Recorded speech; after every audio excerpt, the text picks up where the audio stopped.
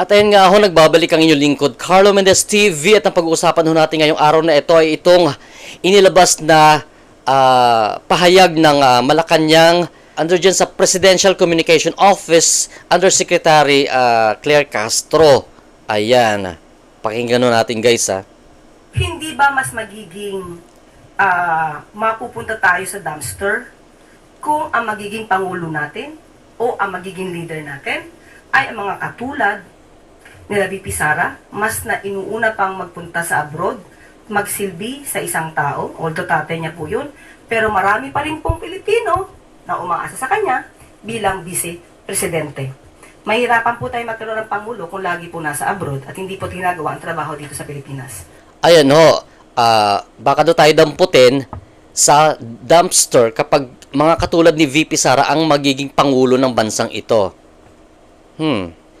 Ang tanong ko lang, saang parte, saang bagay tayo mapupunta sa dumpster kapag si VP Sara ang mamumuno?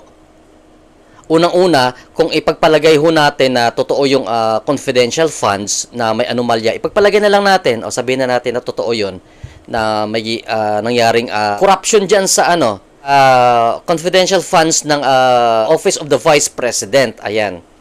How about ho naman yung kung ititimbang-timbang natin, kamusta naman ho yung 60 billion na ino-oral arguments dyan sa Korte Suprema na nailipat sa National Treasury. Ayan ho. So, maliban pa dyan, may upcoming pa ho na oral arguments dyan sa Baguio on April 1. Tungkol naman ito sa 2025 national budget natin na pinagpapaliwanag sila kung ano yung mga question nung nagsumite ng reklamo dyan sa Korte Suprema tungkol dyan sa national budget na yan. So, kung ihahambing natin, million to billion, medyo malayo ho ang usapin. Kay BP Sara, parang sa tingin ko, sa pagkakaalam ko, yun lang ang so far, yun pa lang ang pinakamalaking issue sa kanya, ang confidential funds. Ayan ho. Pero, itong kasalukuyang administration,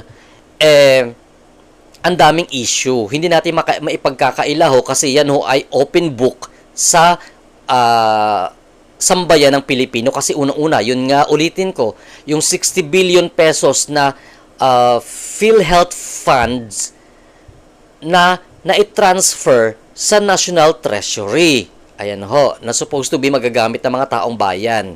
Ayan ho.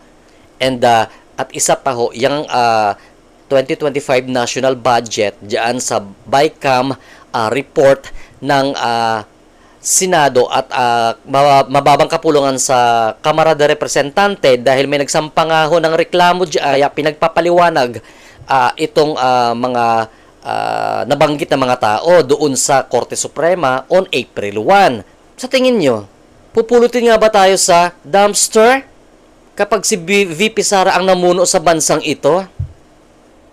Ayon sa pahayag ni Attorney Claire Castro at ayon din sa ibinigay natin na example ng nangyayari kay VP Sara na about sa confidential funds at ang nangyayari sa kasalukuyang administrasyon kagaya ng PhilHealth na 60 billion na na-transfer sa National Treasury at ayon dito sa kay Finance Secretary Ralph Recto ay dahil nga daw natutulog ang pera dyan sa PhilHealth, baka pwede nilang gamitin ito sa other infrastructure. Ayan ho. So yun lang ho ang aking comparison sa dalawa. Yan lang ho ang naisip ko na comparison sa dalawang politician na ito na namumuno dito sa ating bansa sa kasalukuyan. So since nga ho na yan ho ang nasabi ng Undersecretary Attorney Claire Castro tungkol kay VP Sara, so ito ang ating naging komento tungkol doon sa binitawang pahayag ng Undersecretary diyan sa Malacanang. Ayan ho. So sana magkaroon na ho ng peaceful ang bansang ito dahil ho sa lahat ng laban sa politika, ang lagi hong talo ay tayong mga sambayanang Pilipino. Ayan ho. So, Carlo Mendes TV is signing off. Keep safe, everyone, and have a blessed day ahead to all of you guys. Bye-bye.